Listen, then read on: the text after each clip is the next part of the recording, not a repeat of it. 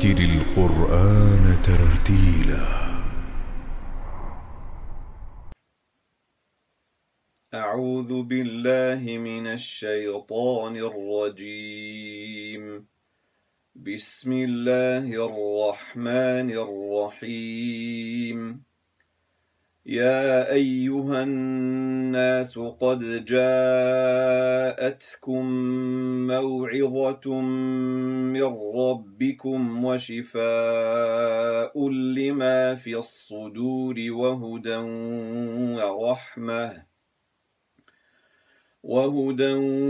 ورحمة للمؤمنين.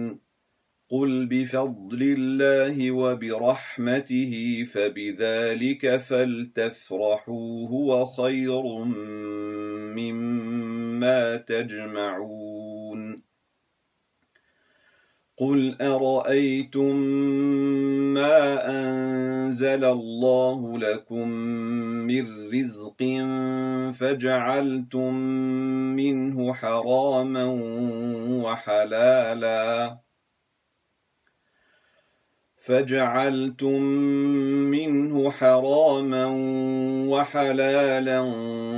قل الله أذن لكم أم على الله تفترون. وما ظن الذين يفترون على الله الكذب يوم القيامة إن الله لذو فضل على الناس ولكن أكثرهم لا يشكرون. وما تكون في شأن وما تتلو منه من قرآن ولا تعملون من عمل إلا كنا عليكم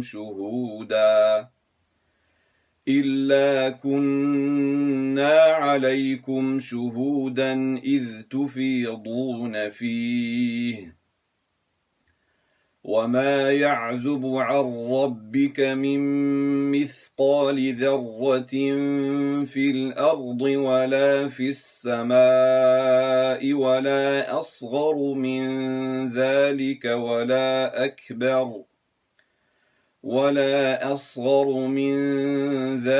ولا أكبر إلا في كتاب مبين.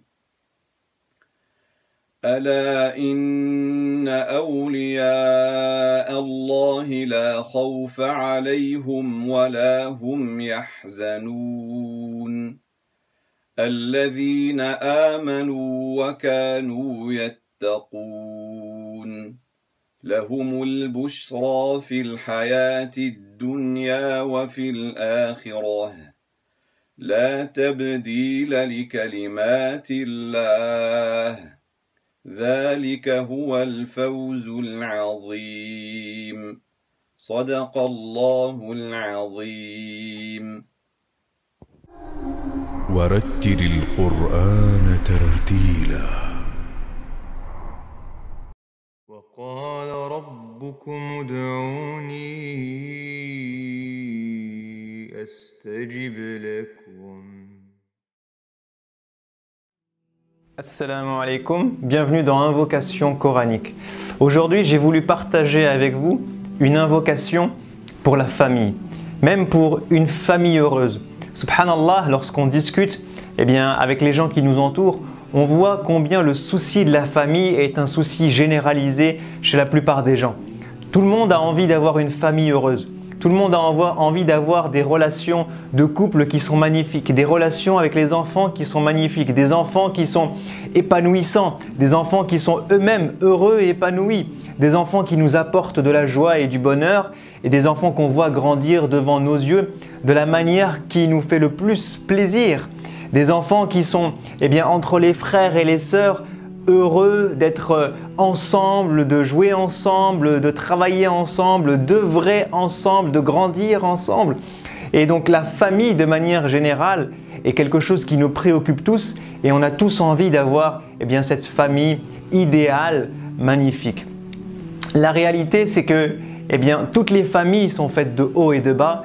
Toutes les personnes sont différentes, nous avons tous des personnalités différentes et il y a toujours eh bien, des bonnes phases et des mauvaises phases dans chacune des familles, dans chacun des couples, avec les enfants ou avec les parents ou les grands-parents ou les tontons, les tatas, les cousins, etc. Et donc Allah subhanahu wa ta'ala eh bien, nous apprend dans Surat Al-Furqan une invocation qui est dite par les serviteurs du miséricordieux, Ibadur Rahman. Et ces gens-là, eh bien, qui sont des personnes rapprochées d'Allah subhanahu wa ta'ala, qui connaissent Allah subhanahu wa ta'ala, qui connaissent comment invoquer Allah subhanahu wa ta'ala, eh bien, nous apprennent une très belle invocation. Si vous avez envie d'avoir une famille heureuse, eh bien, multipliez cette invocation-là. Qu'est-ce qu'ils disent ? والذين يقولون ربنا هب لنا من أزواجنا وذرياتنا قرة أعين واجعلنا للمتقين إماما. Subhanallah, ces serviteurs du miséricordieux, eh bien, ce sont des êtres humains comme vous et moi. Ce sont des êtres humains qui ont pris conscience de l'importance de la famille, mais aussi de la difficulté de maintenir constamment 24 heures sur 24 la joie et le bonheur dans une famille. Et donc qu'est-ce qu'ils font ? Eh bien ils s'en remettent au Très-Haut subhanahu wa ta'ala. Ils s'en remettent à celui qui détient les cœurs des gens entre ses doigts. Ils s'en remettent à celui qui est le seul capable de créer l'affinité entre les personnes. Ils s'en remettent à celui qui est le seul capable d'injecter la tristesse ou le bonheur ou la joie dans nos cœurs. Le seul qui est capable de faire que des relations de famille se passent du mieux possible ou que des familles se déchirent, c'est Allah subhanahu wa ta'ala. Alors qu'est-ce que les serviteurs du miséricordieux disent ? Rabbana hab lana min azwajina wa dhurriyyatina qurrata a'yun. Et ce dua, il est magnifique parce qu'il commence par hab lana. Et al-hiba en arabe, c'est le cadeau. Donc les serviteurs du miséricordieux ont bien compris que leur époux, leur épouse, leurs enfants, eh bien c'était un cadeau.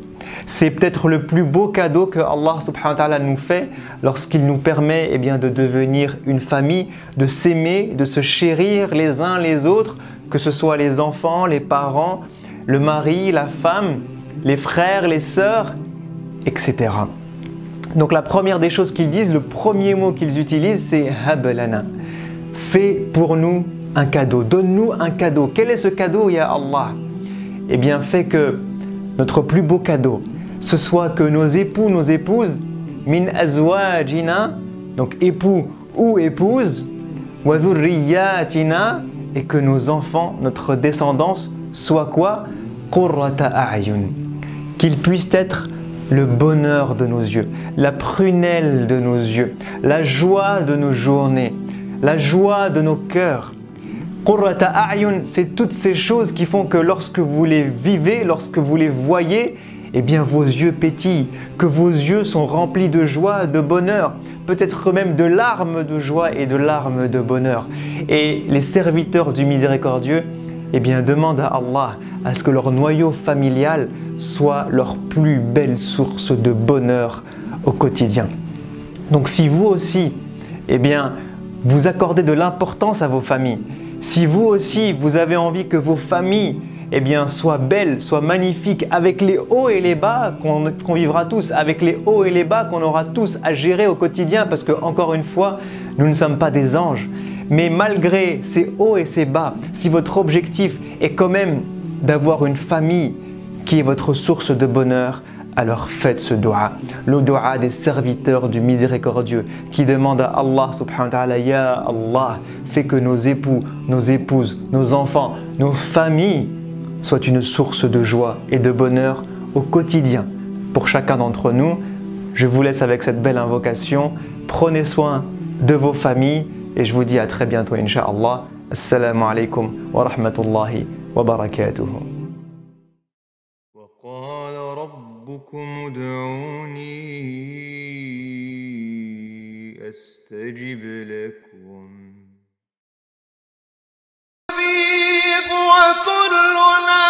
لك نعشق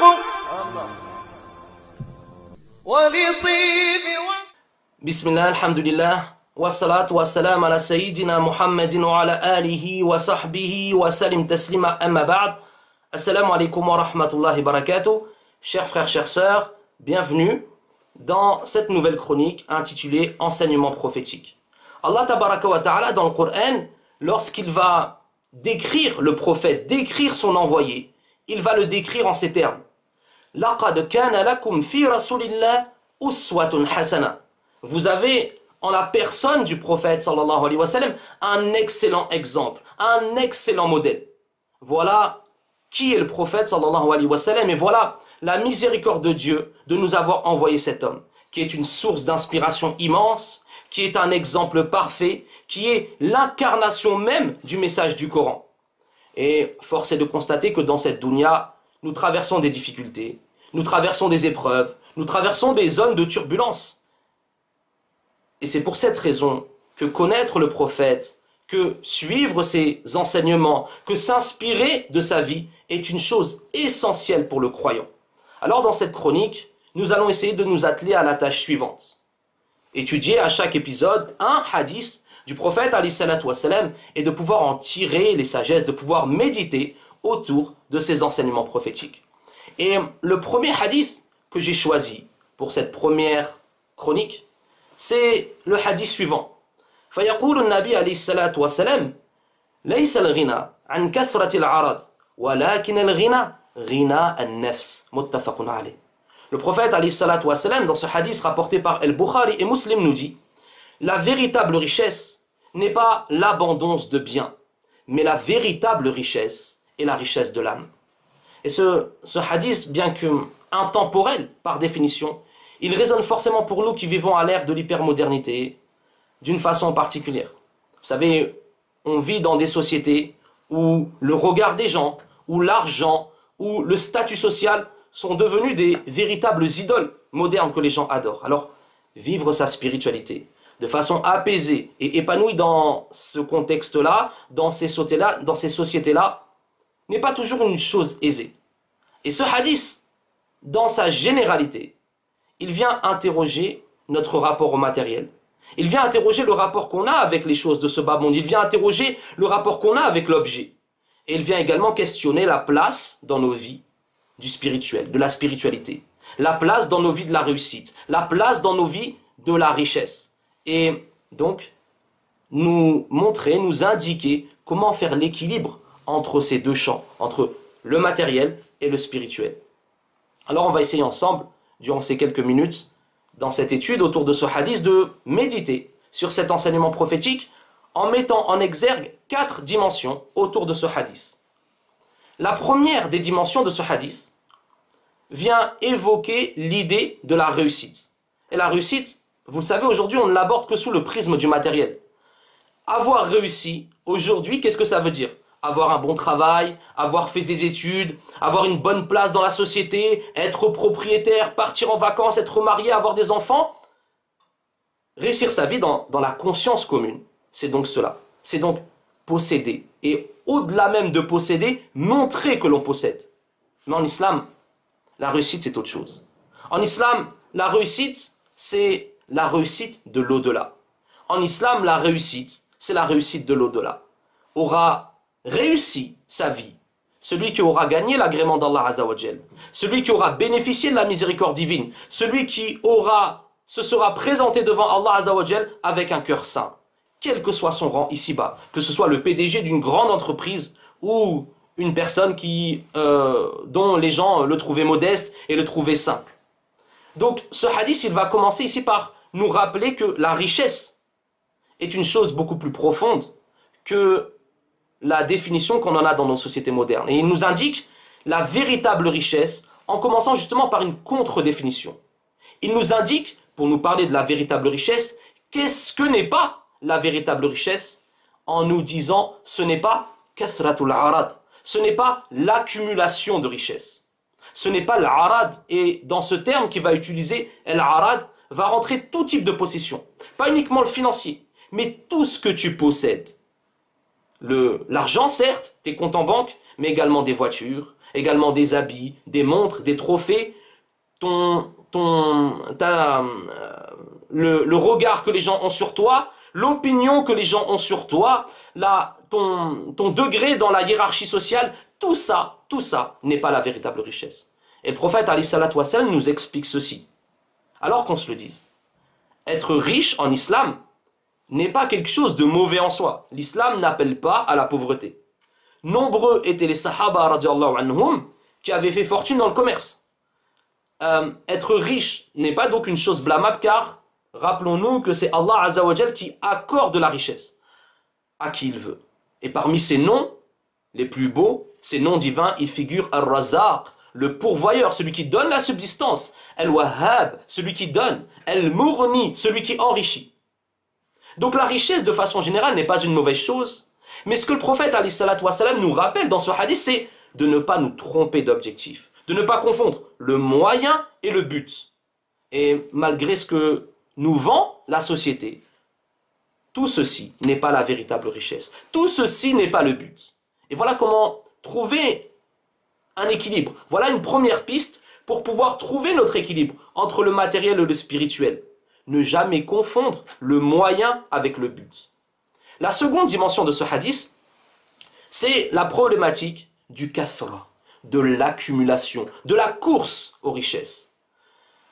Ce qui nous montre, comme nous avons dit juste à l'instant, que le problème n'est pas la richesse en tant que soi. Le problème, c'est kathratul arad, l'accumulation de ces richesses. Et vous constaterez avec moi que nos sociétés modernes nous vendent des rêves, fabriquent des idéaux, nous appellent à rentrer dans un certain formatage, dans un profil idéal. Et pour les atteindre, et pour atteindre ces rêves qu'on nous vend, il faut courir. Toujours courir. Toujours courir. Posséder, acheter, consommer. Constatons ensemble que nous vivons, mes frères, mes sœurs, dans une civilisation de l'opulence qui, de façon générale, possède en réalité beaucoup plus que ce qu'elle n'a besoin. On assiste à des frénésies consuméristes. On a tous en tête ces images de gens qui, à 6 h du matin, ils font la queue devant des centres commerciaux pour s'acheter un appareil électroménager ou une paire de chaussures. Le prophète, alayhi salatu wassalam, nous met en garde contre cette attitude hyper consumériste dans ce hadith. Et même avant ça, c'est Allah Azza wa Jal qui nous en parle dans ce verset.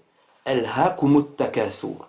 La course aux richesses, la course au plus, la course à l'accumulation vous distrait, vous fait perdre vos repères, vous fait oublier le sens de cette vie. Oui, cette course infinie derrière le matériel nous fait oublier le véritable sens de notre existence, la finalité, le but dont on a parlé tout à l'heure. Cette course-là, elle a des conséquences dramatiques sur notre cœur. Elle a des conséquences dramatiques sur notre spiritualité. Et on doit à un moment, nous, qui vivons dans cette civilisation du kathratul arad, c'est-à-dire de cette accumulation de richesses, on doit à un moment donné prendre du recul et questionner nos modes de vie. Comment j'ai bâti ma vie? Derrière quoi je cours? Quel est mon rapport à l'objet? Qu'est-ce que je cherche dans ce monde? Quel est le but de cet enrichissement? Et c'est la troisième d'ailleurs dimension de ce hadith.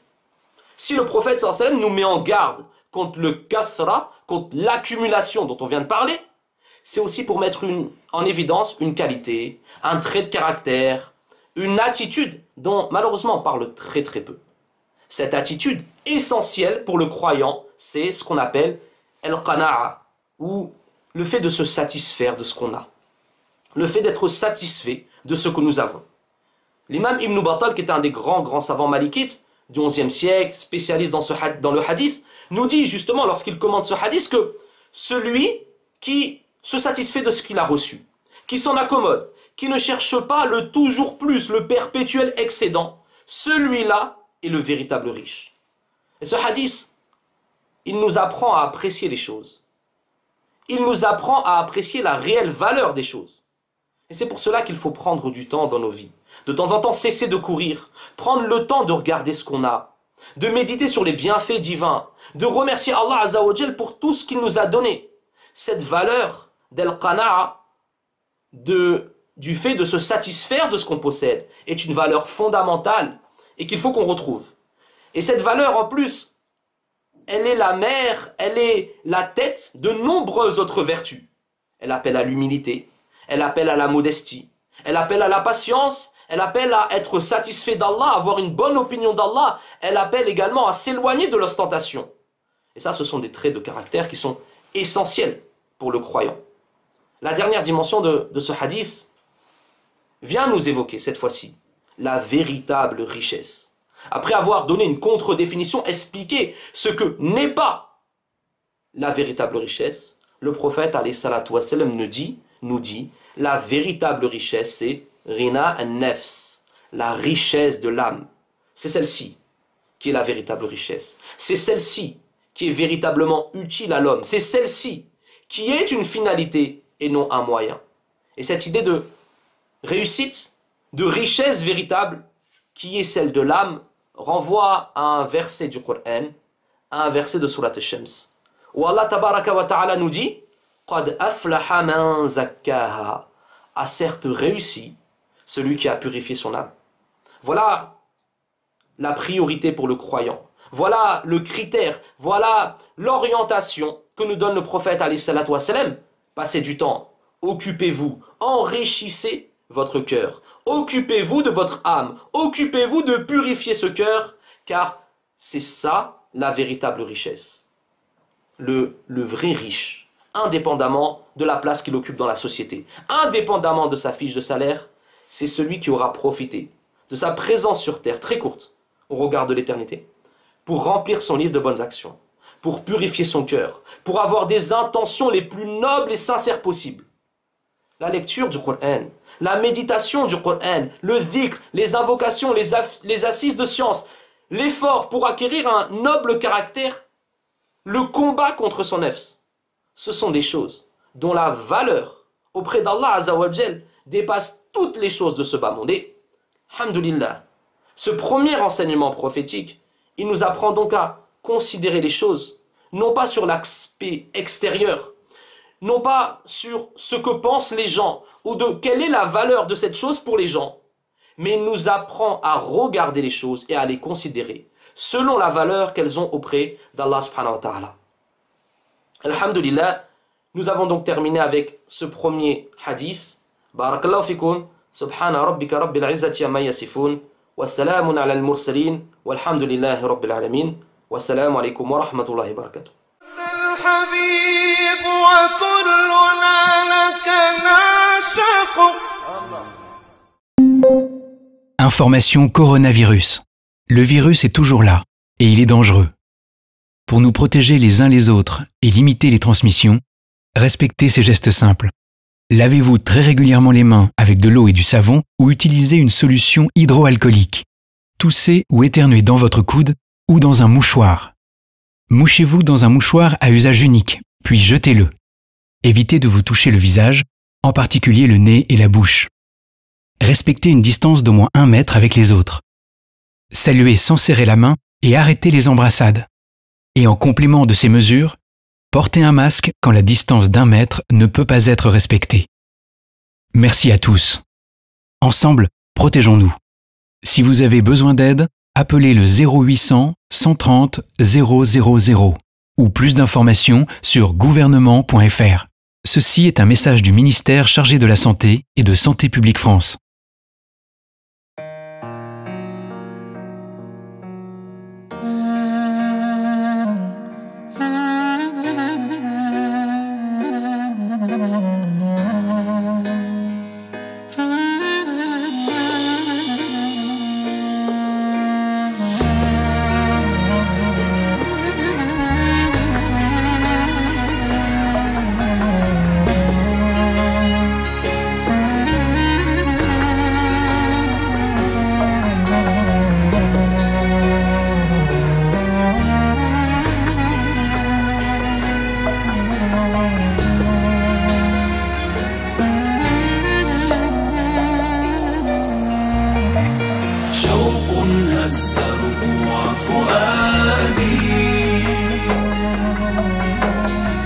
حنين قد لف سهادي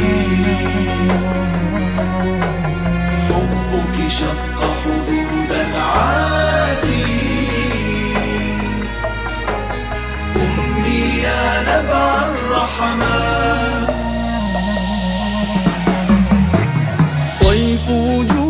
جودك قد جال في القلب يناديه تعالى من ذا ينسى الأفضال أمي يا نبع النسمات طيف وجودك قد جال في القلب يناديه تعالى من ذا ينسى الأفضال أمي يا نبع النسمات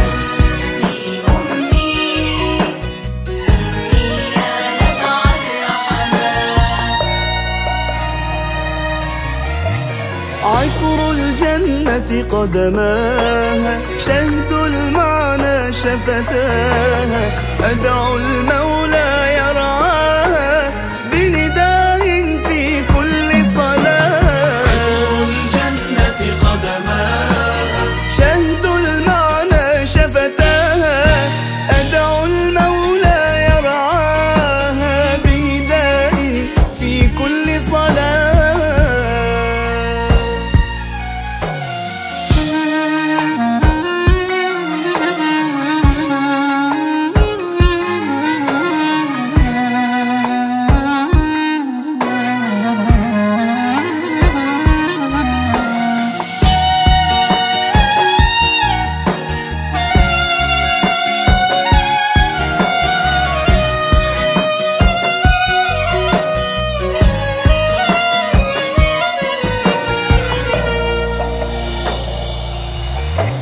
نبض حروفك أوتاري خوفك دفئي وستاري حبك وحي الأشعار ينساب بأحلى النغمات نبض حروفك أوتاري خوفك دفئي وستاري حبك وحي الأشعار ينساب بأحلى النغمات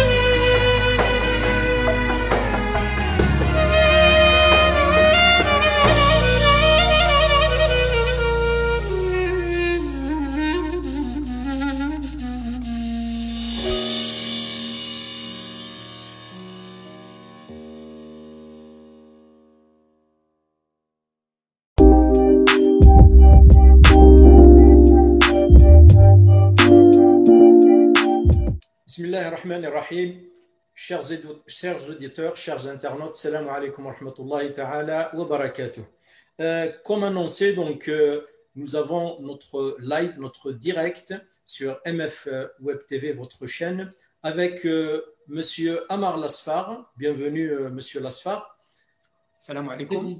Président de Musulmans de France, pour échanger autour d'un sujet très important, un sujet d'actualité, un sujet brûlant concernant l'islam de France. Eh bien, il s'agit de la signature d'une charte de principe par le CFCM et ses fédérations.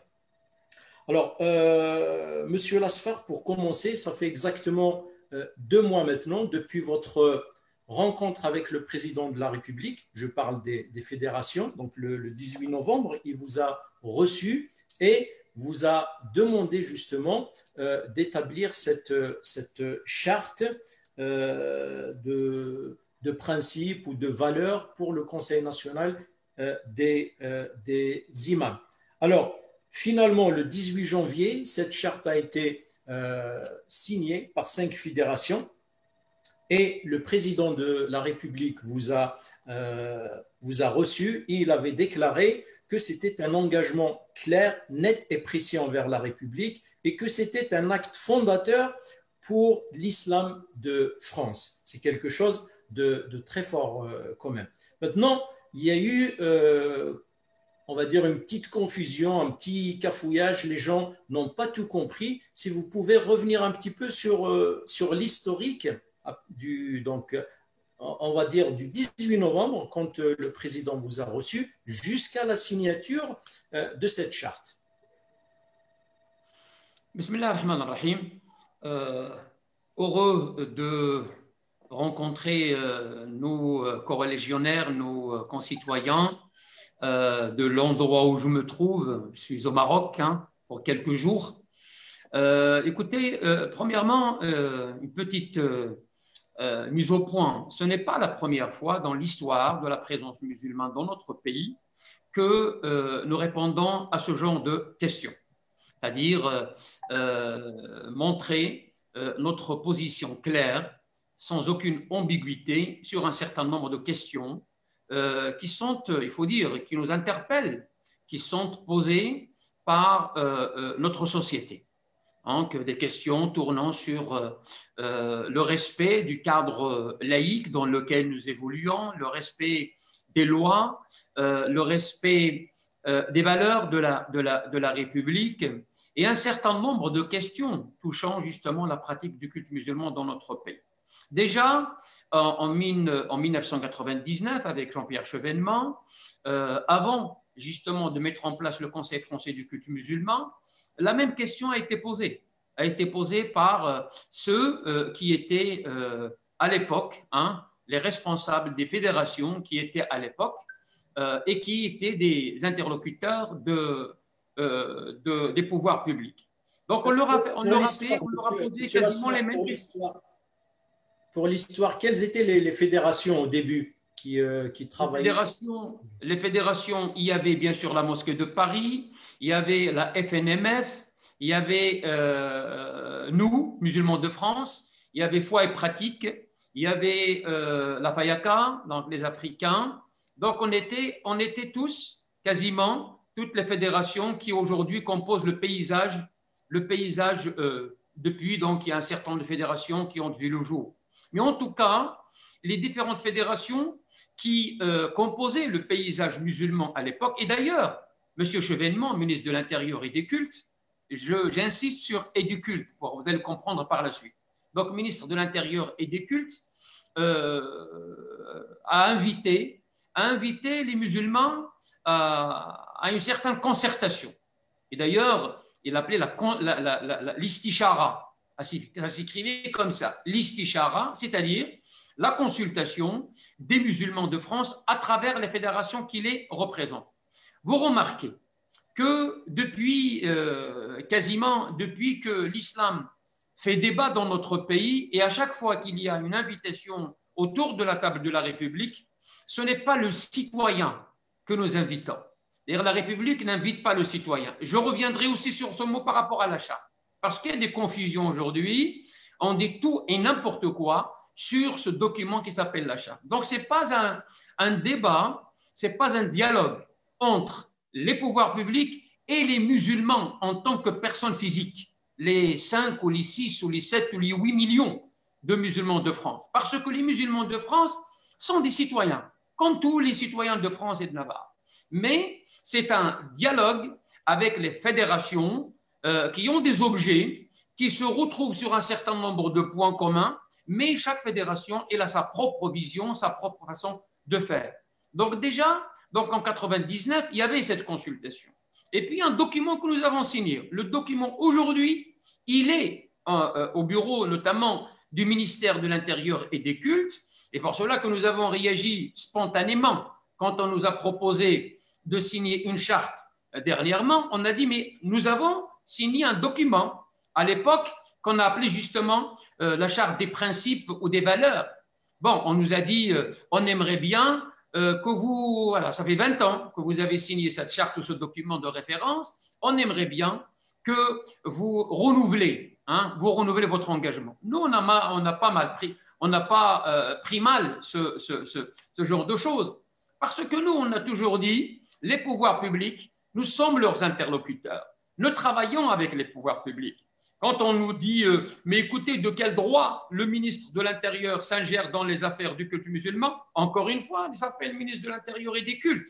Donc, il ne s'occupe pas des cultes, il lui est interdit. L'État a séparé les registres. Nous sommes dans un État laïque. Mais il se préoccupe. La question de l'islam le préoccupe. Et c'est de son droit de poser justement des questions, d'interpeller, d'exercer même une pression sur les représentants du culte musulman pour pouvoir aller de l'avant. Ce que Sarkozy, ministre de l'Intérieur à l'époque et président de la République, a qualifié justement cette façon de faire de facilitateur, c'est-à-dire l'État facilitateur des choses. L'État sait très bien ses limites. Donc voilà, ce n'est pas la première fois. Ça, c'est le premier point. Donc quand on nous a posé la question d'un Conseil national des imams, tout a commencé par un Conseil national des imams. À travers notamment le discours du président de la République des Mureaux, il a parlé, ce discours tant attendu. À chaque fois, on nous parle d'un grand discours sur l'islam. Et en fin de compte, donc, ce discours, nous l'avons vu au mois d'octobre, et il a tracé un certain nombre de perspectives. Il s'est adressé aux musulmans, il s'est adressé au CFCM, il a cadré en quelque sorte à quoi ressemblerait cet islam de France. Et quand je dis cet islam de France, l'islam est un et indivisible. Mais l'islam de France est une lecture dont les musulmans se sont dotés et depuis plusieurs années. Alors le feu vert a été donné, notamment au CFCM, de se faire entourer par les fédérations. Il n'y en a pas beaucoup, nous sommes 9 fédérations, juste 9, par rapport aux autres cultes, il y a des dizaines et des dizaines, voire même des centaines de structures. Nous avons 9. Donc on a commencé à travailler sur cette question du Conseil national des imams.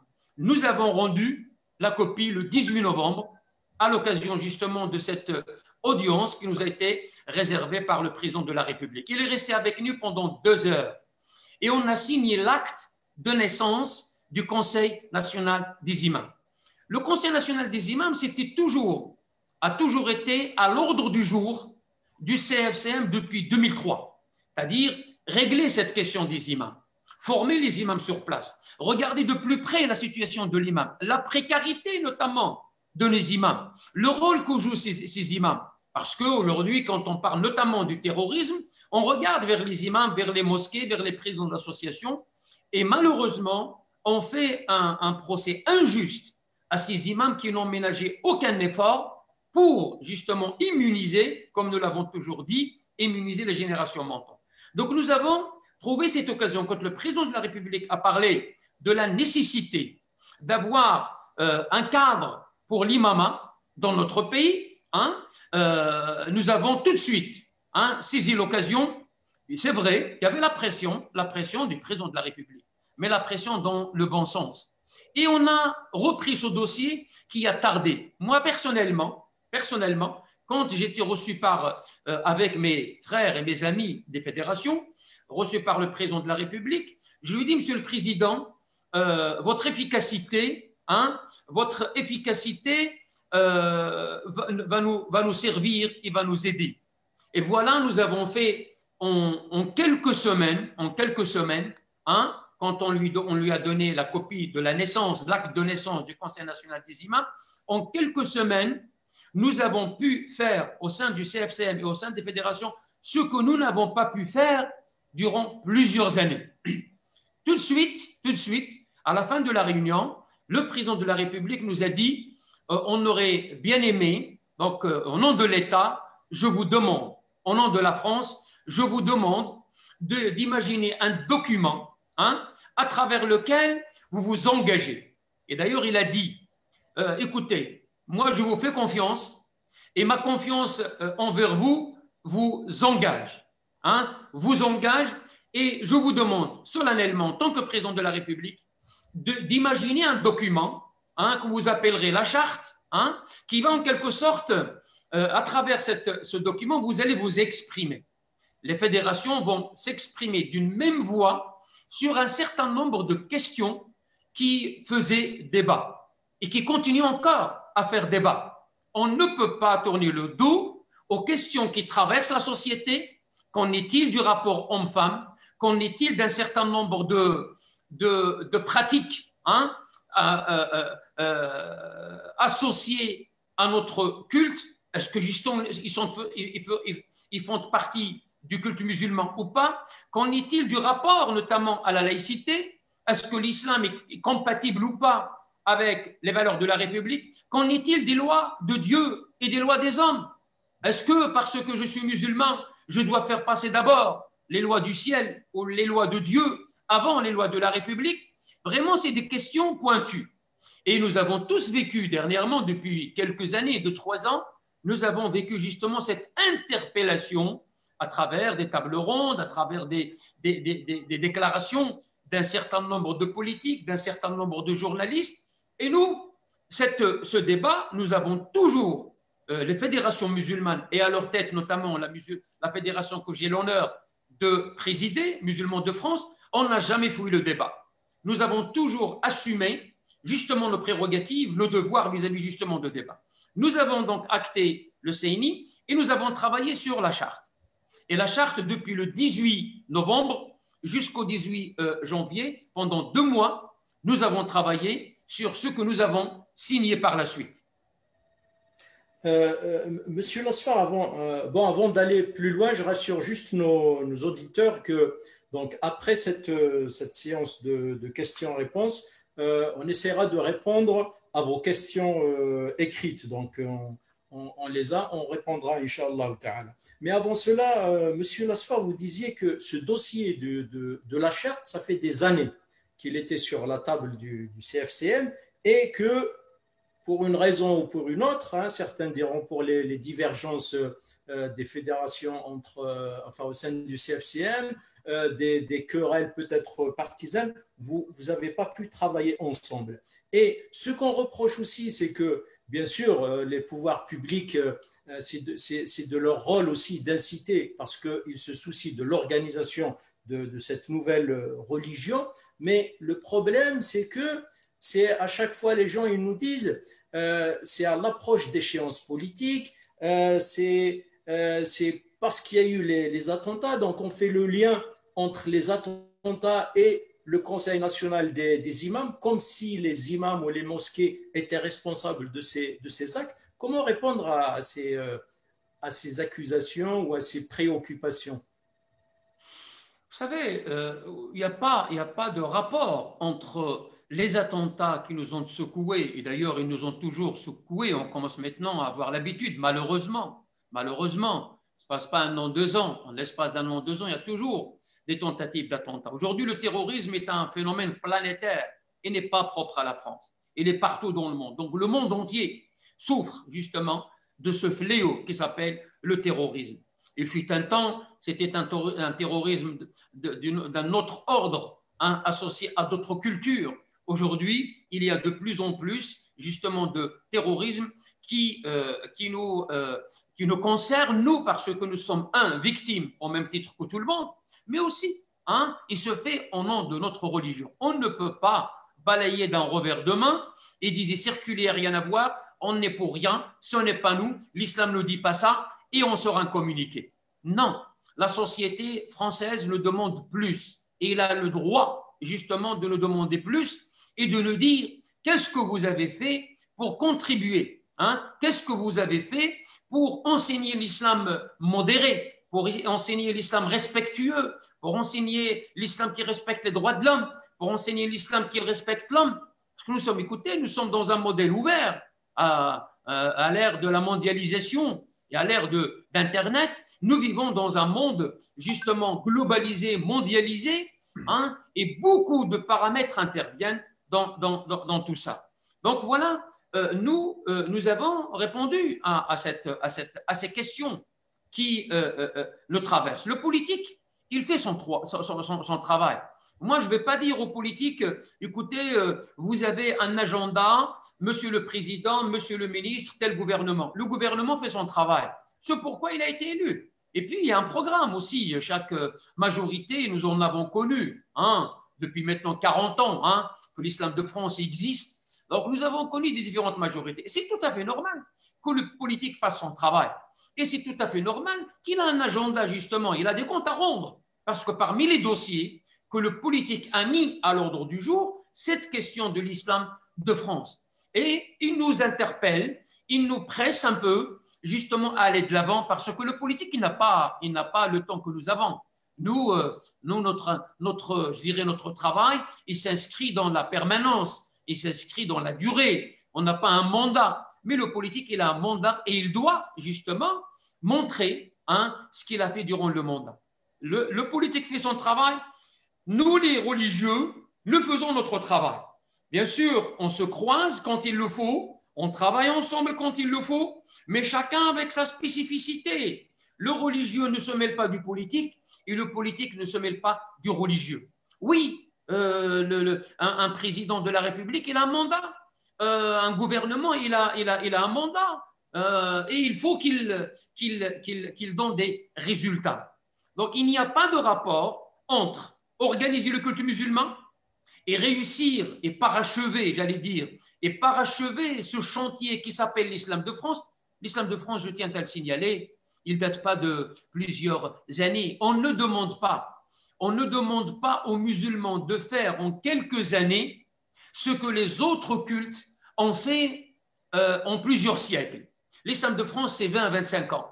Avant, il y avait l'islam en France. Avant, il y avait des musulmans en France. Mais l'islam de France, c'est l'affaire des années fin des années 90 et début des années 2000. Donc, voilà, le politique nous interpelle, le politique nous encourage, le politique nous facilite un peu les choses, mais charge à nous, les représentants du culte musulman. Charge à nous de faire le travail et d'honorer cette communauté à laquelle nous appartenons. Nous sommes là pour défendre l'intérêt de la communauté. Nous sommes là pour défendre l'honneur et la dignité de la communauté musulmane. Et c'est pour cela que tout ce que nous entreprenons, peut-être on l'entreprend mal, peut-être on le fait mal, mais en tout cas, la sincérité qui nous anime et le consensus que nous cherchons avec les fédérations, c'est pour l'intérêt de notre communauté. Comme ça, il va cesser d'être désigné toujours comme le bouc émissaire du terrorisme, comme cette communauté qui pose des problèmes. Donc, nous essayons de parachever ce chantier de l'islam de France. Et croyez-moi que nous sommes sur la bonne voie. Quand le président de la République, il a dit, à travers la signature de la charte, une étape fondamentale est faite, nous comprenons qu'est-ce que ça veut dire une étape fondamentale. Il y aura d'autres étapes. L'islam de France est un chantier. Il n'est plus question aujourd'hui de poser cette question, est-ce qu'on a le droit de dire l'islam de France ou l'islam en France ou l'islam tout court? Fini ce débat. Les musulmans ont évolué. Ils étaient des simples musulmans en France. Puis ils étaient des musulmans qui étaient prêts à partir, à un moment donné, les années 80, les années 70 et les années 80. Mais après, ils se sont naturalisés. Après, ils ont accédé à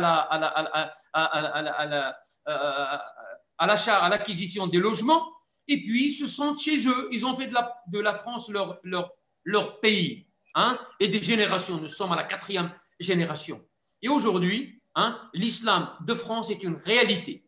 Mais il faut l'accompagner, il faut l'outiller. La charte est un outil. Les différentes mosquées, cathédrales, entre guillemets, est un outil. Les instituts de formation d'imams, celle de Château-Chinon, celle de Paris, celle de Al-Ghazali, celle de Avicenne, c'est des outils. Les écoles privées musulmanes, c'est des outils. Les associations que nous avons créées, c'est des outils. Tous ces éléments, le Conseil européen de la fatwa, c'est un outil. Le Conseil théologique, notamment en France, c'est un outil. Il faut accompagner ces millions de musulmans qui aspirent à vivre, leur citoyenneté dans la liberté totale, mais qui aspirent aussi à vivre leur religion dans la dignité, dans la liberté. Mais il faut les accompagner sur le plan conceptuel, sur le plan contextuel, sur le plan théologique, sur le plan des fatwas, sur le plan des choix, des priorités. Tout ça, c'est le travail des fédérations. Tout ça, c'est le travail des mosquées, c'est le travail des imams. Vous comprendrez que le Conseil national des imams, voilà sa mission. Nous, malheureusement, quelques voix sur le net que je lis, mais bon, c'est normal, nous sommes dans un système ouvert. Alors, on va créer la gendarme des imams, on va créer la police des imams, on va aller fouiller dans les poches des imams. Comment ils parlent? Vous croyez que nous, on va descendre à ce niveau-là pour faire les flics, pour faire les flics des imams, pour aller voir ce que disent les imams? Par contre, notre mission, défendre l'imam en tant que tel. Mais il ne s'agit pas de n'importe quel imam. On fera la part des choses. Quand il s'agit d'habiliter les imams, on va voir de plus près. On va voir de plus près nos imams, leur formation, est-ce qu'ils sont en phase ou pas avec leur réalité locale? Est-ce qu'ils parlent français déjà ou pas? Est-ce qu'ils prêchent en français ou pas? Est-ce qu'ils savent qu'est-ce que c'est que la guerre des religions dans notre pays? Est-ce qu'ils ont compris qu'est-ce que c'est que la laïcité? Qu'est-ce que c'est que le privé et le public? Est-ce qu'ils sont allés s'inscrire dans les fameux DU, les diplômes universitaires? J'en fais partie, j'ai suivi il y a 2 ans cette formation qui m'a été, alors que je suis issu de la faculté d'économie, de l'économie et de la sociologie et du droit, mais j'ai beaucoup appris en m'inscrivant. J'ai donné 1 année de ma vie pour aller justement faire ce DU. Tout ça, je pense que nous sommes en train d'accompagner, d'outiller cet islam de France pour qu'il prend forme. Et je rêve, I have dream, j'ai toujours dit dans mes prêches à Lille, je rêve et il m'est permis de rêver, comme il est permis à toutes les fédérations de rêver. Je rêve un jour où que l'islam de France s'est constitué, et est respecté, il a sa lecture, il a ses priorités, il a son discours, il a ses écoles de formation, et qu'on laisse de côté les ingérences étrangères, les agendas d'un certain nombre de pays étrangers. Tous ces chantiers, ils nous attendent encore. On ne fait que commencer.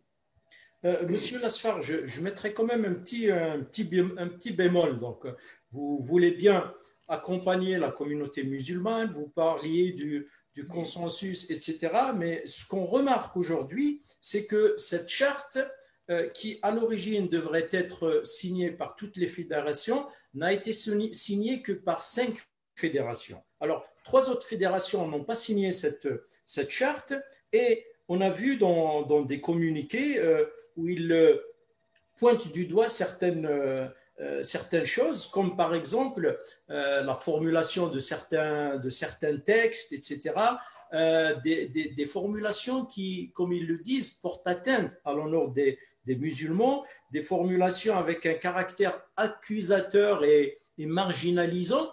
Est-ce que le fait que ces fédérations ne signent pas tout de suite, peut-être que ça va venir, est-ce que ça ne va pas entraver justement ce processus de la charte des principes? Si vous lisez justement le document officiel de la charte, il y a les noms de ces fédérations. Bien sûr, il n'y a pas de signature à côté, mais c'est prévu. Donc leurs noms, on ne les a pas effacés pour la simple raison, et là c'est pour l'histoire. Pour l'histoire, nous avons travaillé pendant 2 mois. La veille, le dimanche soir, à 22h30, on était encore en réunion. Et le président de la République nous a invités, à 23h30, nous a invités à une réunion le lendemain, lundi. Voilà, pour lui présenter la charte, il a signé officiellement et solennellement. Toutes les fédérations étaient présentes. Toutes les fédérations. Celles qui ont signé et celles qui n'ont pas signé. Et puis nous avons sorti un communiqué. Le soir même, nous avons sorti un communiqué dans lequel, il est public le communiqué, dans lequel il est dit que les fédérations, les 9 fédérations présentes à une réunion qui a duré 4 heures, ont adopté à l'unanimité une charte. Donc je tiens à le rappeler Et le communiqué, il est rendu public. Donc, on s'est mis d'accord sur le travail en consensus. Ce n'est pas une chose facile. J'ai proposé beaucoup de choses. J'ai avancé en tant que président musulman de France un certain nombre d'amendements qui n'ont pas été retenus. Qu'est-ce que je ferai? Je claque la porte? Ce n'est pas dans les habitudes de musulmans de France de claquer la porte. Ça lui est arrivé de geler sa participation, mais un scrutin. Mais jamais il a quitté la structure représentative du culte musulman qui s'appelle le CFCM. Donc j'ai avancé, j'ai émis mes critiques, mes réserves, mes remarques sur un certain nombre de choses que je considérais à mes yeux pas bonnes, tout simplement. Mais un travail consensuel, c'est quoi? Nous essayons de chercher le plus petit dénominateur commun. Parce que la charte n'est pas parfaite. La charte, c'est un document, certes. Il a pu répondre quand même à un certain nombre de questions. Peut-être on viendra les soulever une à une. Mais il est appelé à évoluer. Il est appelé à être enrichi. Et d'ailleurs, c'est marqué qu'on descendra dans les régions, qu'on descendra dans les CRCM, les CDCM, et qu'on discutera avec les imams pour essayer d'enrichir justement cette charte. Ce n'est pas quelque chose, voilà, parole de Bible ou parole du Coran, et on rajoute rien, ni une virgule, ni un point virgule. Toutes les fédérations, le dimanche soir, à 22h30, étaient d'accord sur ce que nous avons pu faire. Moi, j'ai mis mes réserves sur, par exemple, sur la définition de l'islam politique. J'aurais dit que pourquoi on peut le faire dans un règlement intérieur. J'ai mis justement mes réserves sur l'article 10. L'article 10 qui prévoit de sanctionner les fédérations qui ne respectent pas un certain nombre de choses, etc., etc. J'ai mis aussi mes réserves sur le titre parce qu'au début, c'était la charte du CNI. Et il a changé de nom, il est devenu la charte des principes de l'islam de France. Mes amendements, mes remarques, mes critères ne sont pas passés, mais je continue à faire partie du paysage et à trouver comme on appelle les éléments communs. Les fédérations qui ont signé, heureusement qu'il y avait 5 fédérations qui ont répondu. Le président de la République nous a invités. Écoute mon frère, le président de la République invite, c'est lui qui invite. On n'a pas demandé à être reçu. Le président de la République nous invite la veille. Je vous invite à venir me parler de la charte. Qu'est-ce qu'on va lui dire? Monsieur le président n'est pas encore d'accord. Mais il va nous dire, ça fait 2 mois que vous travaillez sur la charte. Monsieur le président, on n'est pas encore prêt. Donnez-nous un peu de temps. Mais ce n'est pas comme ça que ça se passe. Ce n'est pas comme ça que ça se passe. Heureusement que les 5 fédérations ont été d'une sagesse. Ils nous ont dit, le président CFCM, notamment Mohamed Moussaoui, nous a dit, écoute, la fédération qui souhaite signer partira demain. Celle qui ne souhaite pas, on respectera sa décision et on attendra le moment venu, le temps venu pour qu'ils viennent justement signer. Dire aujourd'hui que la charte est une insulte, comme a dit quelqu'un. Dire aujourd'hui que la charte, c'est la charte qui déshonore l'islam et les musulmans, c'est quoi? C'est nous insulter. Tout simplement. On a travaillé des heures et des heures. On a sorti ce document. Est-ce qu'il est parfait? Non. Est-ce qu'il est figé? Non. Est-ce qu'il est à la hauteur de toute la communauté? On verra. On verra. Mais on n'a pas hypothéqué l'avenir des musulmans de notre pays. Et d'ailleurs, la charte, ce n'est pas la charte des musulmans, de chaque musulman de notre pays, c'est la charte des fédérations. C'est les fédérations qui ont répondu clair, sans aucune ambiguïté, sur un certain nombre de sujets qui traversent notre société. Mais les musulmans sont d'abord des citoyens et ils sont censés respecter les lois de leur pays. Donc dire aujourd'hui qu'il y a des passages dans la charte qui déshonore en quelque sorte l'islam et les musulmans, je ne permettrai pas à quiconque, parce que ça veut dire que les 5 ont vendu l'affaire, quoi? Nous avons assumé notre rendez-vous avec la République notre rendez-vous avec le président de la République, mais avec un document aussi qui nous fait honneur. Un document dans lequel je me retrouve parfaitement. Maintenant, j'ai mis de côté mes amendements. J'ai mis de côté mes critiques. Aujourd'hui, j'épouse et j'adopte la charte parce que je l'ai signée. Je ne vais pas jouer un double jeu. Je signe un document, le lendemain, je vais le saper, je vais le démolir. Non, cette charte doit être expliquée aux musulmans. Et il faut tout un programme pédagogique pour expliquer aux musulmans les différents éléments qui se trouvent dans la charte. Alors, pour revenir sur certains points qui justement posaient problème, vous avez cité la définition de l'islam politique. Apparemment, c'est un point qui a fait blocage pour pas mal de fédérations, dans la vôtre, hein, parce que dans cette définition, il est cité que l'islam politique, c'est des courants de pensée comme les tablirs, comme les salafistes, les wahhabistes, ceux qui s'inscrivent dans la pensée des frères musulmans et des courants nationalistes. Alors certains se demandent, en se disant, musulmans de France sont réputés proches des frères musulmans, ou bien ils sont issus de frères musulmans, ou bien historiquement, etc. Vous connaissez la chanson. Certaines fédérations au sein du CFCM se sentent visées aussi dans cette définition. Alors certains vont... D'ailleurs, j'ai des questions qui me parviennent sur ce sujet. Elles disent, musulmans de France, donc, est-ce que vous vous êtes reniés ou bien c'est de la tactique? C'est quoi ça? Ce n'est pas la première fois que nous répondons à cette question. On nous a toujours accusés d'être proches des frères musulmans, d'être proches des mouvements radicaux, d'être proches d'une lecture pas respectueuse des lois du pays, alors que nous ne sommes pas une simple association de quartier. Nous sommes une fédération avec pignon sur rue. C'est peut-être la seule fédération qui organise un Bourget. Et depuis 37 ans, s'il n'y avait pas coronavirus, on serait l'année dernière au Bourget, et cette année, malheureusement, on sera encore privé. Donc nous, on a toujours dit les choses. Et sur la place publique, voilà ce que nous sommes, voilà comment nous fonctionnons, voilà nos priorités. Ce qui est dans la charte, entre nous, ce qui est dans la charte, nous l'avons traité dans nos colloques internes et dans nos Bourgets. Quand nous avons traité l'islam de France, de quelle lecture s'agit-il? Quand nous avons traité l'islam au sein de la République, quand nous avons parlé de l'islam de France, réalité, perspective, l'islam de France, aspiration, préoccupation, l'islam et l'Union européenne, l'islam et les droits de l'homme, toutes ces questions qui se trouvent, la ridda, comme on appelle ça, al-wala wal-bara, nous l'avons, ces thèmes, nous les avons évoqués parce que nous, un musulman de France, nous produisons.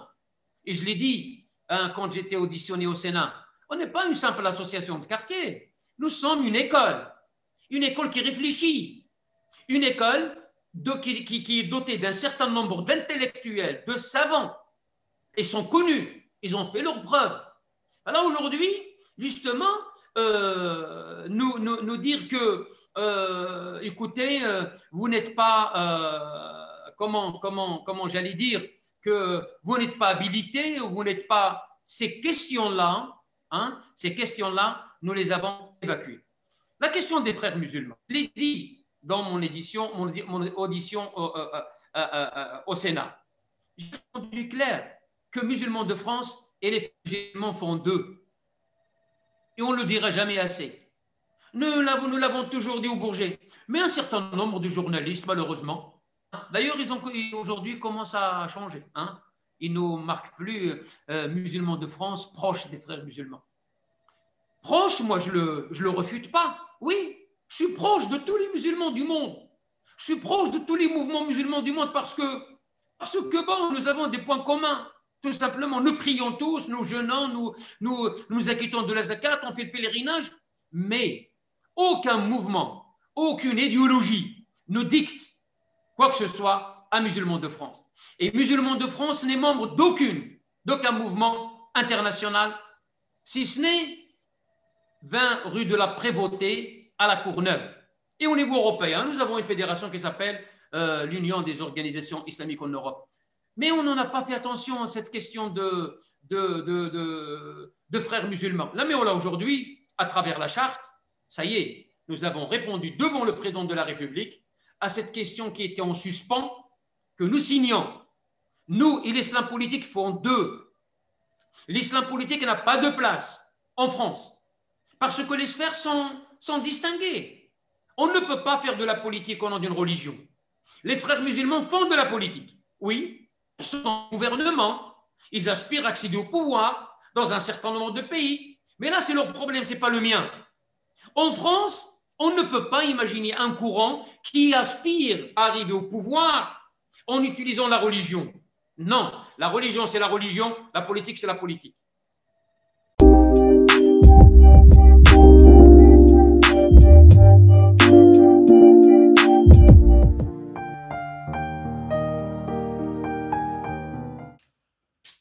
أعوذ بالله من الشيطان الرجيم بسم الله الرحمن الرحيم الحمد لله رب العالمين وأفضل الصلاة وأتم التسليم على سيدنا محمد خاتم الأنبياء والمرسلين. Mes chers frères, mes chères sœurs, salam alaikum wa rahmatullahi ta'ala wa barakatuh. Je suis très ravi de vous retrouver à travers cette présentation pour vous parler aujourd'hui de l'eau, tout simplement. Sauf que, comme vous le savez très bien, l'eau, c'est la vie. Sans eau, il n'y a pas de vie, et en présence de l'eau, la vie est existante, présente, pérenne, tant que l'eau est présente. Et donc, je vais vous parler de ce sujet parce que malheureusement, pas mal d'individus, surtout en pleine saison d'hiver, ne vont pas boire suffisamment, ne ressentent pas la soif. Et donc, malheureusement, quand on n'est pas bien hydraté suffisamment, alors ça concerne tous les membres d'une famille, que ce soit les enfants, les parents et principalement les personnes âgées. Donc, quand on n'est pas bien hydraté, ben, cela va se traduire par des maux de tête, va se traduire par une fragilité du système immunitaire. Alors, quoi dire en pleine crise sanitaire également. Et donc, voilà, se traduit aussi peut-être par un état de fatigue généralisé, un état de mal-être et ainsi de suite. Donc, parler de l'eau, c'est parler de la vie, et Allah subhanahu wa ta'ala, comme il le mentionne dans Surat al-Anbiya, en nous parlant justement de l'eau, wa ja'alna min al-ma'i kulla shay'in hayy afala yu'minun, nous avons fait de l'eau toute chose vivante, ne croit-il pas donc en ce verset, en cette signe de Dieu, en cette, j'allais dire, évidence que la source de la vie se trouve à travers l'eau. Tout être vivant, qu'il soit animal, végétal, bien sûr, humain, est composé en bonne partie, en bonne proportion de l'eau. Alors pour parler de nous, en tant qu'être humain, on est composé, chez l'adulte par exemple, à peu près de 60% de la masse corporelle globale est faite de l'eau. Donc une proportion importante, très importante. Il y en a bien plus chez l'enfant, les nouveau-nés et l'enfant jusqu'à 3/4 à peu près, et un peu moins quand on prend de l'âge, chez les personnes âgées notamment, cette proportion d'eau dans le corps va diminuer parce que nous perdons une partie de la masse maigre, c'est-à-dire on va perdre un peu de muscle notamment, et dans le muscle il y a pas mal d'eau, ce qui fait que le risque de déshydratation est important, particulièrement chez les personnes âgées. Alors, parler de l'eau, en tant qu'élément essentiel, en tant que besoin vital à la vie, surtout en pleine saison d'hiver, comme je l'ai dit tout à l'heure. La plupart des gens nous le disent, mais tiens donc, je n'ai pas besoin de boire parce que je ne sens pas la soif. Alors comment ça fonctionne? Très rapidement dans notre organisme, cette sensation de la soif. Faut-il attendre, ressentir la soif pour dire tiens, il faut que je boive, ou on doit boire sans même attendre cette sensation, ce besoin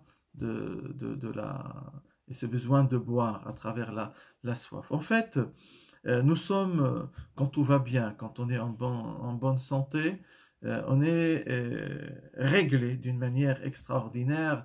Allah subhanahu wa ta'ala a fait que nous avons un milieu intérieur, ce comportement liquidien, nos cellules qui baignent dans ce milieu intérieur avec un équilibre extraordinaire. Un équilibre, comme on dit dans notre jargon, hydroélectrolytique, donc un équilibre entre l'eau et des minéraux, le sodium, le potassium, le chlorure, etc. Et donc, ça doit rester, on va dire, constant pour que tout se passe bien. Et une fois qu'on mange, après avoir digéré, absorbé, certes, la quantité de minéraux, et puis bien sûr, si on boit, heureusement, donc tout cela va permettre de passer dans l'organisme, et ces nutriments, ces minéraux vont augmenter dans le sang. Heureusement que nous avons les reins qui vont pouvoir éliminer l'excès de ces minéraux pour rétablir, comme on a dit, un équilibre. Et sauf que si on ne compense pas ce que le rein élimine à travers les urines pour éliminer les déchets, etc., l'excès, si on ne compense pas ça par un apport hydrique, par le fait de boire de l'eau ou de manger, bien sûr, des aliments qui apportent aussi une bonne partie de nos besoins et qui couvrent une bonne partie de nos besoins hydriques par jour, on risque de se déshydrater.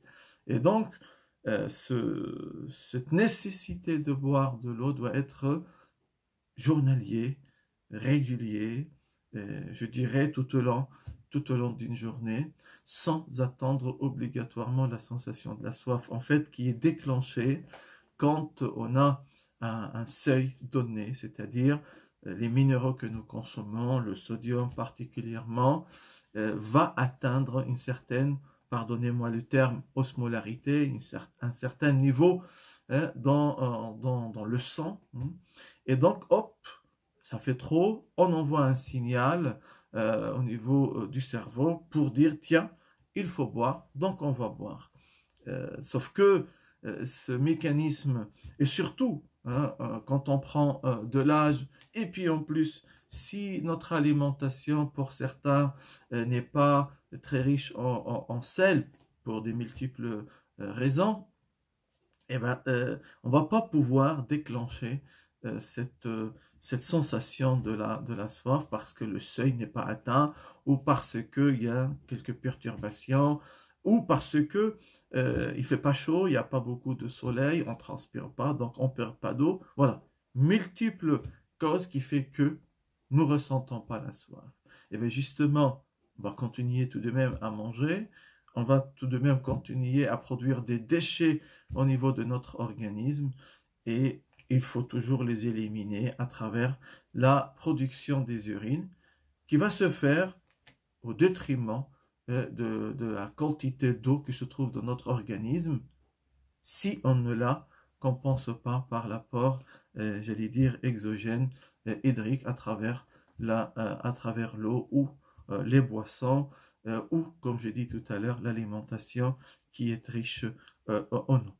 Et donc, à partir de là, effectivement, s'il n'y a pas cette compensation par un apport exogène, ben on risque effectivement de déshydrater. Alors, comment faire? Premier conseil, eh ben, il faut en quelque sorte se forcer intelligemment à boire.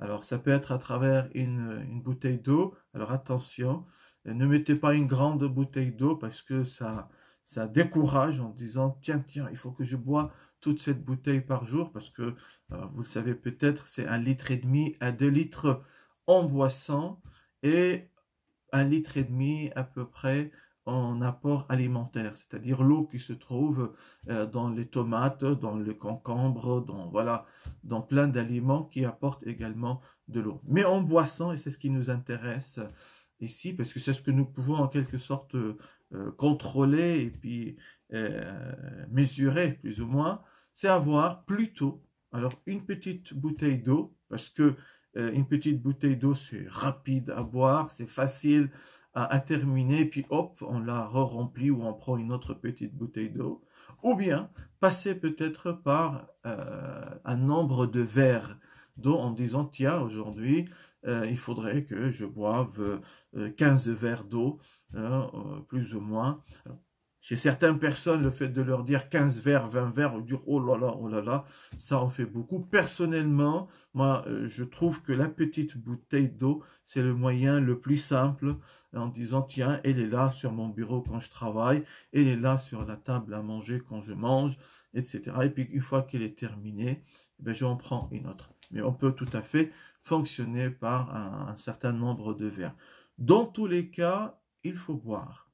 Dans tous les cas, il faut boire. Alors, que ce soit de l'eau courante ou des boissons, le thé, pour ceux qui prennent aussi un peu de café, pourquoi pas, mais n'en prenons pas trop, parce que ce n'est pas bon non plus. Mais ça peut être du jus de fruits, etc., fait maison, ou bien d'autres. Et surtout les boissons chaudes, tisanes ou autres, en période, bien sûr, de saison froide, en période aussi de risque, la grippe ou le Covid-19, etc.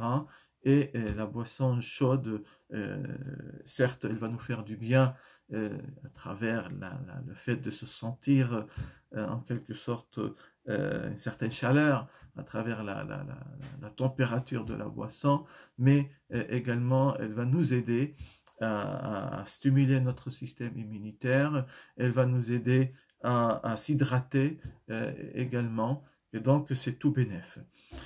Autre élément important, pas mal de personnes ont mal à la tête pendant notamment l'hiver ou ailleurs. Sachez que la plupart des maux de tête, et je mesure bien ce que je vais dire, la plupart des maux de tête, je ne parle pas des extrêmes migraines, etc., mais la plupart des maux de tête sont liés à un problème de manque d'eau, à un problème d'hydratation de notre organisme. Et donc, je vous conseille vivement, mes chers frères et sœurs, quand vous avez un début de maux de tête, où ça va pas, etc., où on se sent fatigué sans comprendre pourquoi, eh bien, il faut boire. Il faut boire, et vous verrez, c'est presque magique. Les maux de tête disparaissent petit à petit quand vous allez atteindre un niveau d'hydratation correct.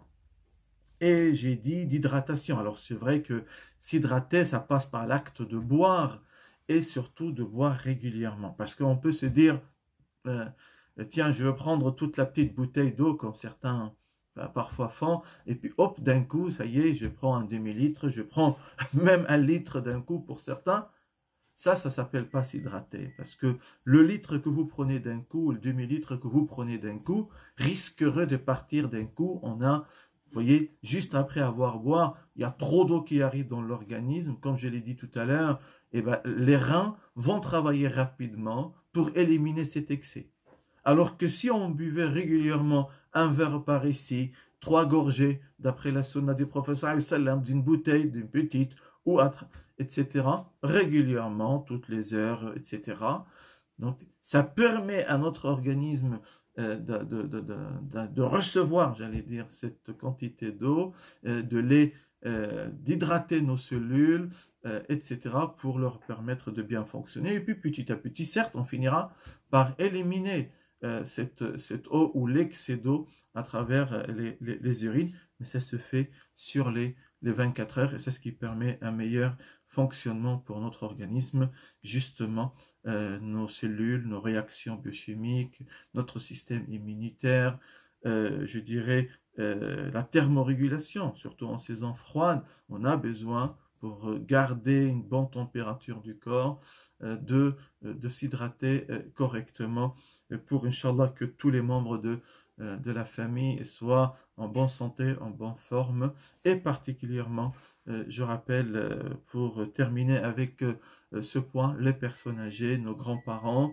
ou nos parents qui ont un certain âge, et dont la sensation de la soif, ne serait-ce que par le vieillissement de l'organisme et du fonctionnement de ce contrôle, de ce mécanisme de sensation de la soif, va diminuer physiologiquement, je dirais, naturellement par la vieillesse. Et donc, il faudra vraiment les rappeler. Et les rappeler quand on est chez eux, chez elles, les personnes âgées, par téléphone, enfin par tous les moyens, leur dire: est-ce que tu as bu, est-ce que tu as fini ta petite bouteille, etc., etc. Est-ce que tu as fini ton jus qu'on aura préparé pour nos grands-parents. Enfin voilà, il y a plusieurs façons, plusieurs moyens pour permettre à nos grands-parents, à nos personnes âgées de rester en forme, et surtout le besoin en apport hydrique en eau augmente si jamais on a de la fièvre. Donc là aussi, si jamais qu'Allah nous préserve, vous préserve, on est touché par c'est les virus de cette période, par le Covid-19, avec une augmentation de la fièvre, il faut boire, parce que les besoins, pour vous donner une petite règle, bon, c'est pas évident parfois de la mesurer avec précision, mais en tout cas, au-delà de 38 degrés Celsius, il faudra augmenter nos apports d'un demi-litre par degré Celsius supplémentaire. C'est-à-dire à 39 degrés de fièvre, il faudrait boire un demi-litre de plus pour compenser l'évaporation, on va dire, de l'eau de notre organisme. Alors, quelle que soit la quantité, buvez.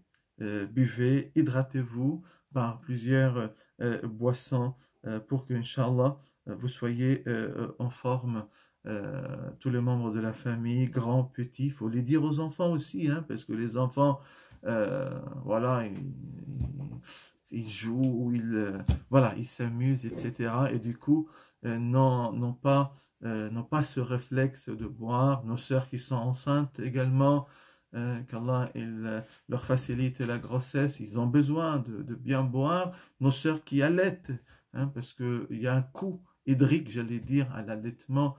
Vous savez, on produit en général 600 à 700 millilitres du lait maternel par jour, et donc ça, il faudra les compenser par un apport hydrique, Inch'Allah, pour que et la grossesse et l'allaitement maternel se passent dans le meilleur des conditions.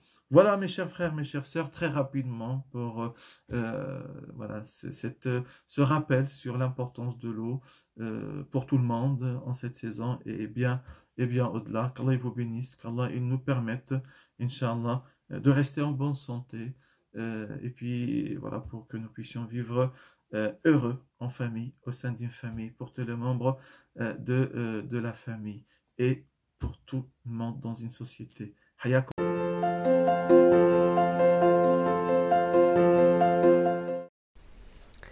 Assalamu alaykum wa rahmatullah. Le prophète de l'islam a été reconnu par Michael Hart comme étant l'homme le plus influent de l'humanité. L'un des secrets de son influence, c'est qu'il était extrêmement modeste. Tellement modeste qu'il était admirable. Le prophète de l'islam savait qu'en se rabaissant, on s'élevait. N'est-ce pas lui qui a dit « À chaque fois qu'une personne se rabaisse, Dieu l'élève. À chaque fois qu'une personne pardonne, Dieu la rend encore plus forte et puissante ». Nous avions, dans de précédentes vidéos, développé certains aspects de sa modestie. Il était, avions-nous dit, accessible, serviable, il valorisait les gens, il se mélangeait sans chercher à se distinguer. Parlons maintenant d'un autre aspect de sa modestie, celui de l'acceptation de la critique et de la consultation des autres. Quand on est humble et modeste, on relativise nos points de vue et on accepte la critique et on est capable de changer d'opinion et d'avis. Alors évidemment, il était la référence dans le domaine religieux, mais il reste un être humain et parfois, vous aviez des compagnons qui ont pu parfois lui donner des conseils, même dans le domaine de sa spécialité. Nous savons par exemple que le prophète de l'islam a dit à Abu Hurayra d'aller annoncer aux gens une bonne nouvelle. Celui qui dit « La ilaha illallah » entre au paradis. Et Omar ibn al-Khattab va dire au prophète « Non, ne fais pas ça, car les gens vont mal comprendre cette parole en pensant qu'il suffit de dire cette parole pour être sauvé. Pas besoin de la mettre en pratique. Juste l'attestation de foi et une garantie de connaître le salut. Alors qu'en réalité, cette parole implique un comportement, une croyance qui va amener à des actions. Et le prophète va dire « Tu as raison, Omar. On va faire ce que tu as dit. » Donc, Omar ibn al-Khattab qui donne certains éléments qui peuvent échapper au prophète, qui relèvent de la connaissance des conséquences de certains avis religieux. Vous avez également, mais cette fois-ci dans le domaine de la vie pratique, des compagnons qui vont reprendre le prophète, bon, avec le plus grand respect évidemment. Quand il va décider, surtout dans le domaine militaire, de faire certains choix, certains compagnons vont se permettre de lui dire « Prophète, il y a peut-être mieux à faire ». Par exemple, avant la bataille de Badr, il avait choisi de camper à un endroit et un compagnon lui a dit « Prophète, si ce n'est pas Dieu qui t'a imposé ça, si ce n'est pas une révélation, c'est ton opinion personnelle, je te propose plutôt de nous placer un peu plus de ce côté afin d'avoir les puits en arrière et ainsi empêcher l'ennemi de se désaltérer. » Et le prophète accepte parce que c'est plus pertinent. Ou bien, lorsqu'il décide de faire une compromission à Quraysh et à Ghatafan, c'est-à-dire deux tribus qui s'étaient coalisées, ils étaient plus de 10 000, pour exterminer les musulmans en l'an 5 de l'Hégire, le prophète, pour sauver sa cité et pour sauver la population, était prêt en fait à négocier, même à perte, une paix. Mais deux grandes figures de l'islam de Médine, qui étaient des chefs, ont dit prophète, mais non, non, il n'en est pas question. Au nom de quoi nous allons nous rabaisser? Battons-nous jusqu'au bout. Et le prophète va accepter. Le prophète va consulter ses compagnons aussi pour savoir comment se défendre contre l'attaque de leurs ennemis, qui donc s'est coalisé. Et puis heureusement qu'il a posé cette question parce que les compagnons vont lui donner une stratégie militaire, c'est de creuser un fossé. Bref, on a beaucoup d'exemples comme ça où le prophète de l'islam demande conseil et il est prêt en fait à suivre l'avis majoritaire ou l'avis le plus pertinent, quitte à laisser le sien. Le prophète de l'islam, quand Dieu lui a fait des reproches, il les a acceptés et il s'est amélioré. Le prophète de l'islam également, alayhi salatu wassalam, a demandé pardon lorsque parfois il a fait des erreurs, lorsqu'il a pu blesser certains compagnons, évidemment sans mauvaise intention, mais ça arrive. Donc on a affaire à un homme, à un personnage qui est extrêmement modeste parce qu'il est capable de se remettre en question et puis aussi de profiter du savoir des autres. Deuxièmement, il ne se sentait pas au-dessus de la loi. Il incarnait la loi et donc il y était soumis. Très important cet aspect des choses. Le prophète de l'islam, alayhi salatu wassalam, ne mettait personne au-dessus de la loi. Pas sa famille, pas des gens très puissants. Quand un jour Oussama ibn Zayd est venu négocier, parce qu'il a été envoyé comme intercesseur auprès du prophète pour éviter qu'une femme de noble famille soit punie parce qu'elle avait commis un crime, enfin elle avait commis un délit plutôt, il a tenté de faire en sorte que cette femme soit épargnée parce qu'elle est de haut rang, mais le prophète a dit mais c'est hors de question. Ne savez-vous pas que les communautés avant vous ont couru à leur perte lorsqu'ils ils mettaient les gens riches et puissants au-dessus de la loi, c'est-à-dire qu'ils n'appliquaient pas sur eux les sentences, alors qu'ils les appliquaient sur les faibles.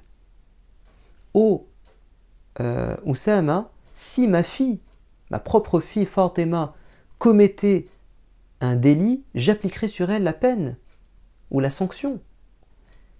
Et même sur sa personne, puisque sentant la mort approcher, il va dire aux gens, avant que je ne rende des comptes devant Dieu, si j'ai pu vous faire du mal, demandez-moi des comptes tout de suite, qu'on règle nos différends. En fait, le prophète était tellement modeste qu'il se posait des questions, est-ce que j'ai pu faire du mal? Et un homme va dire, oui prophète, un jour on était en rang et j'étais un peu sorti et tu m'as rentré dans les rangs en frappant avec ton bâton, ça m'a fait mal.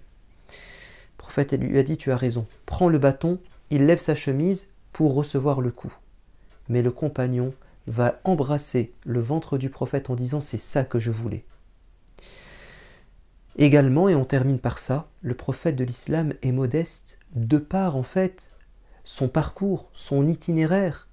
Allah a voulu qu'il soit un orphelin, issu d'une famille modeste, qu'il grandisse comme un pauvre, qu'il soit un berger puis un commerçant. Il a voulu également que sa vie se termine de manière modeste. Il a commencé sa mission dans les bras de sa femme Khadija. Il termine sa mission dans les bras de sa femme Aïcha. Il meurt de fièvre, la tête posée sur son giron, à la manière des hommes simples. Il aurait pu mourir comme un roi, à l'image du prophète Salomon qui est mort sur son trône, peut-être au champ de bataille, peut-être en prosternation dans la prière, mais Dieu a voulu qu'il meure dans sa demeure, auprès de sa famille, auprès de son épouse. C'est très symbolique. C'est pour nous dire, il est un homme proche des gens, proche de sa famille, il est quelqu'un d'extraordinaire et d'exceptionnel. Nous avons dans le prophète un excellent modèle à suivre. Je vous dis à bientôt. Assalamu alaikum wa rahmatullah.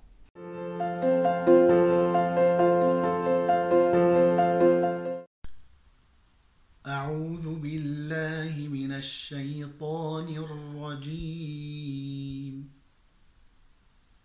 بسم الله الرحمن الرحيم ولله ما في السماوات وما في الأرض ليجزي الذين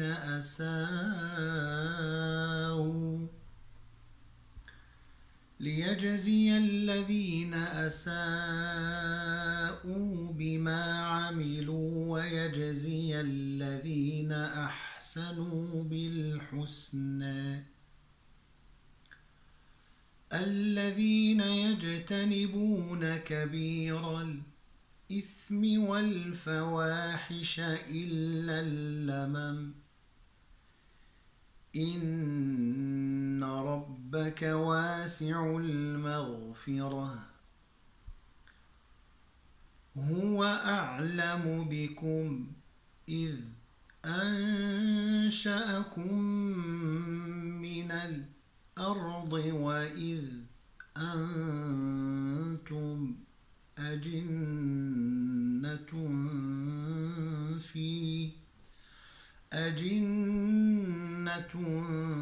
في بطون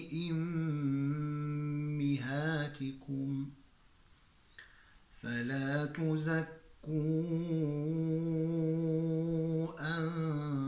أنفسكم هو أعلم بمن اتقى أفرأيت الذي تولى وأعطى قليلا وأكدى أعنده